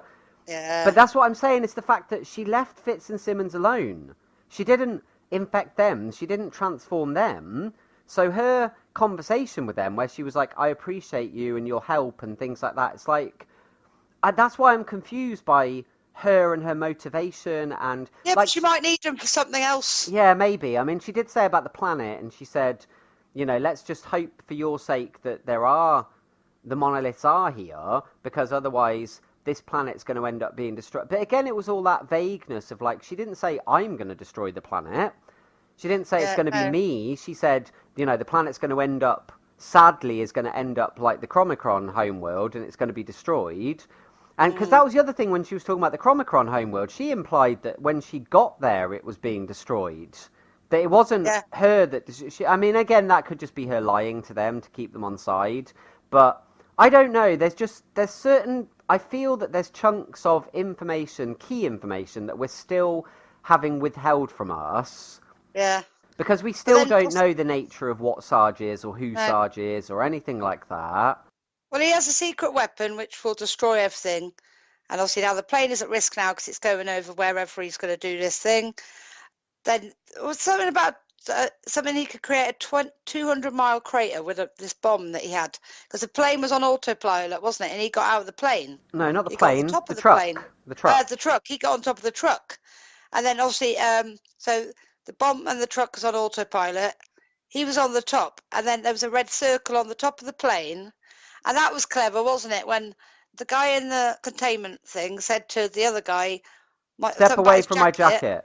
Yeah, and he sort of pushed it open, didn't he? And then as he did, the circle that was on the top of the truck was like a transporter. Well, it was It was the portal technology we saw when they robbed the bank that time. Yeah, saw it before. So he appeared in the plane, didn't he? Yeah. And he freed them both. But then it was all this stuff, because they kept talking about the plan and the real plan, and that's not the plan. But then it's like him being on the Zephyr. Then when they said, "We're not on their base, we're on them," and he said, "That's even better. That's fine." He wasn't fazed by, "Oh, they've gone against what we discussed." He's like, "Yep, that's even better. That works even better for us. Now we're going to take over this plane." And it's like, oh my god. But prior to that is when he went in and spoke to them all in the truck. And they'd got the message from Mac, because they detected all this stuff to do with the bomb, because his two lackeys had revealed it's a bomb. So they passed that on to Daisy and May and stuff, and they said about the bomb to him, and he said, "Yeah," but he said, "Unfortunately, there's nothing we can do now." He said, "It's a few lives, or it's half your planet. It's a sacrifice that's worth making." And then he locked them in, and he left Snowflake there as well. And she's like, "I can't believe that they..." Oh, because you had the funny moment earlier on where they were all in front, and then when they came back into the cab, Deke and Snowflake were rolling around on the floor half naked. So then he's suddenly they're in love, and he's like, "Oh, my snow bunny," and they're like, "Snow bunny? What the hell?" And so he freed her, and they're like, "We'll all work together." And then they were trying to work out where the bomb was, and then Deke, I said, "Oh, don't use your quake powers because you could set the bomb off." So they're like, "This is great." They found the bomb, didn't they? Yeah, we're stuck in here with somebody that's got these abilities that could get us out of here, but she can't use that ability because she's going to blow us all up. She'll set off the bomb, yeah. And in the end, luckily, now she has more control over her powers. She was like, "Screw it," and she used it to open the door. So they were able to get the door open, and then Zeke realised this pipe was something, and he was knocking on it, and then he went, wait, and they opened it up, and they found the bomb inside. So then they're like, right, we're going to try and defuse the bomb. So, hence the reason this episode's called Collision Course, because you've got this tower's being built. Izelle is headed towards it. No, they don't know that S.H.I.E.L.D. know that ship's coming, and Fitz and Simmons don't know that they know, and they don't know that Fitz and Simmons are on it.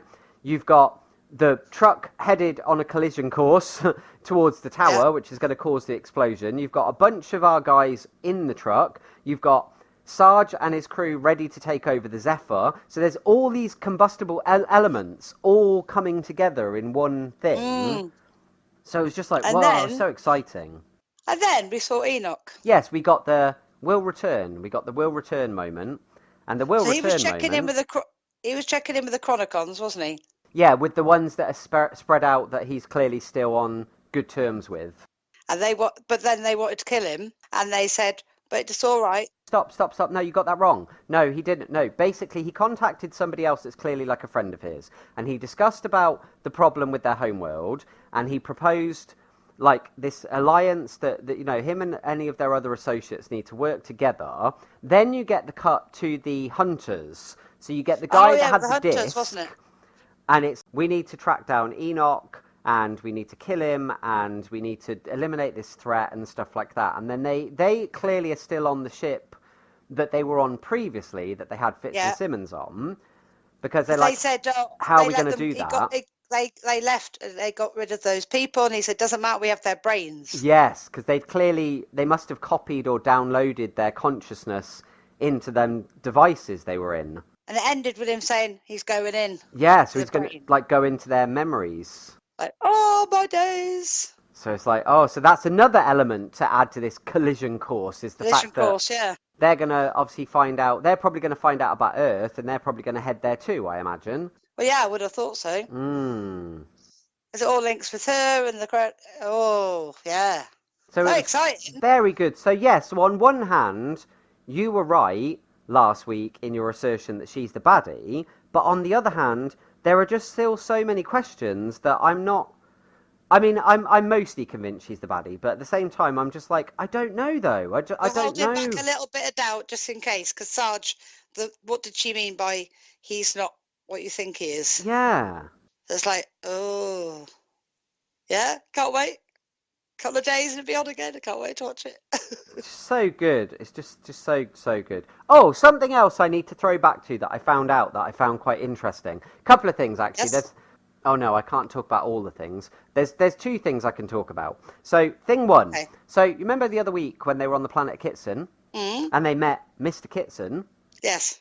I didn't really twig who he was before, who the actor was. I thought there was something vaguely familiar about him and stuff, but he's somebody that quite a lot of people will be familiar with, especially from films in the 80s, is that he was played by Anthony Michael Hall, who was in The Breakfast Club, and he was also in Weird Science. So you know Weird Science, the one I remember Weird Science. Yeah, he looked familiar. I was trying to work out who he was. He was the tall, gawky, skinny one in Weird Science. Oh wow! And also the nerdy, geeky one in The Breakfast Club. So yeah, it's like wow. So he's around your age group now. But seeing him, like, I found out afterwards who he was, and I was like, oh my god, I can't believe that's who he was.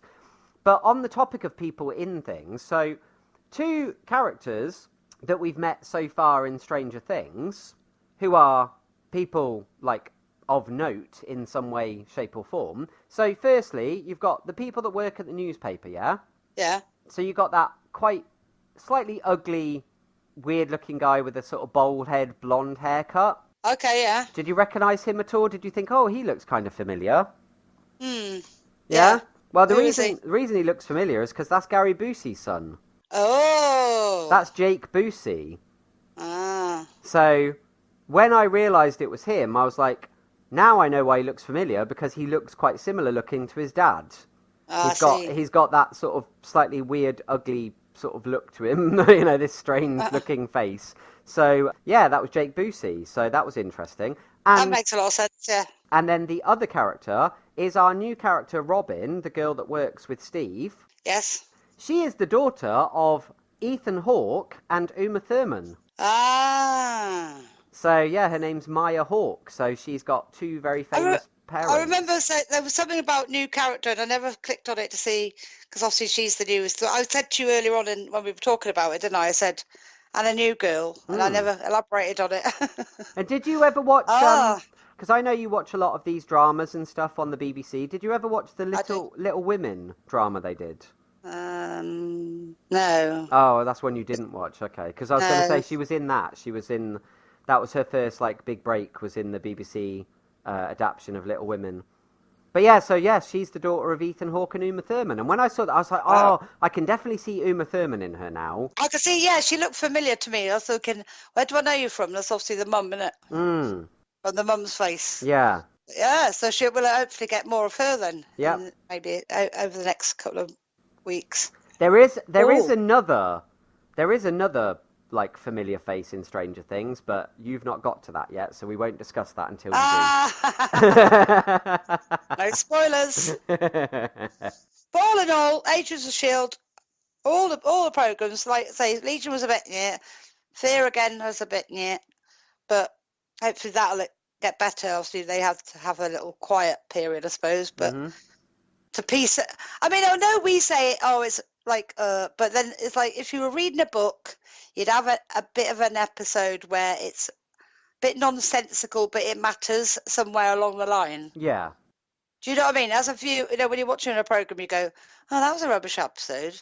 But as long as it links in properly at some point later on in the series, you go, I see where they were coming from with that now. Well, yeah, like sense. With Legion, obviously him wanting to go back in time to try and change the things that happened to him as a child, try and prevent Farouk from getting in his head in the first place and things like that, would fundamentally alter the timeline. So that's clearly part of his big plan of whatever he's going to do to change everything. So in a nutshell, as an isolated episode, you go, meh, not great. But as far as the bigger story is concerned, the purpose behind it is clearly part of a bigger thing. That's what I meant. So when you get an episode like that, some of those episodes, and you go, we didn't feel we got anything out of it, it wasn't very exciting.